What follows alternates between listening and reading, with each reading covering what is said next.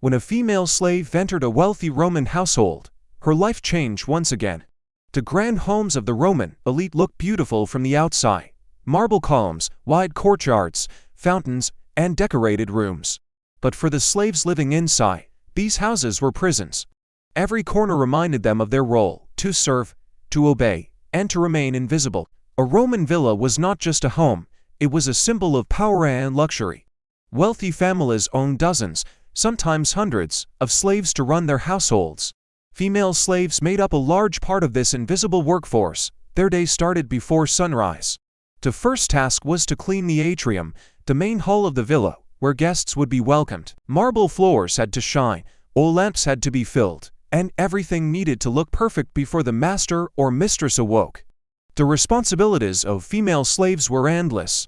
Some worked in the kitchen, preparing meals that could range from simple bread and cheese to elaborate feasts with roasted meats and exotic fruits. Others were handmaidens to Roman women, helping them dress, arrange their hair, and apply makeup. These slaves had to learn quickly, because any mistake, a knot pulled too tightly, or a garment not folded correctly, could lead to punishment. For female slaves assigned to childcare, the pressure was even greater.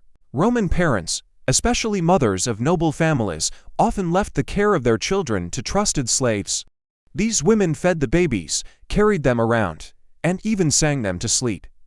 The irony was cruel. Many of these slaves had been taken from their own children, yet they were forced to raise the children of their masters with love and care. Life inside a rich Roman house was strict and controlled. Slaves were constantly watched.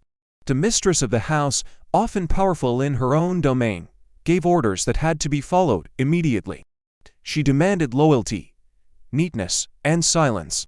The master, on the other hand, expected absolute obedience, sometimes treating female slaves not as workers, but as possessions. Privacy did not exist. Slaves slept in small, crowded quarters, often close to the kitchen or storage rooms. They had little space for themselves, and their rest was always interrupted by the demands of the household. If guests arrived late at night, slaves were woken up to prepare food, light lamps, or clean after banquets. Banquets were some of the hardest times for female slaves. Roman feasts could last for hours, even all night. Slaves had to serve food and wine continuously, clean the tables, and attend to every guest's demand.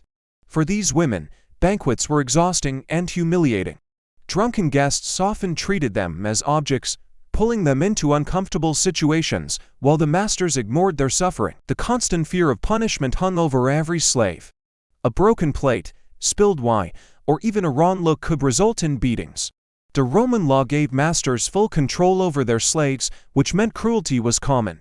Some masters prided themselves on discipline, making examples of female slaves in front of others. This atmosphere of fear kept slaves silent, obedient, and broken. And yet, within this dark world, some female slaves found small ways to survive. They formed quiet bonds with one another, sharing whispered conversations in the kitchen or courtyard. Sometimes, they exchanged stories of their past lives, remembering families they had lost. These small connections gave them strength, even in a world where everything else was taken away. There were also rare cases where a female slave gained the trust of her mistress or master, rising to a slightly better position. A personal maid who proved loyal could be treated with more care, sometimes receiving gifts or lighter duties.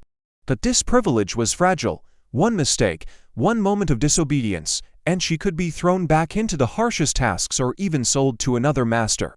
Life inside a Roman villa showed the deep divide between rich and poor, free and enslaved.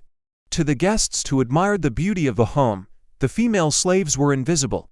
But to the slaves themselves, every day was a battle to stay alive, to avoid punishment, and to carry the heavy burden of servitude. For female slaves in wealthy Roman houses, there was no escape. The walls of the villa were as strong as any prison. Behind the luxury and wealth, their silent suffering became the hidden foundation of Rome's greatness.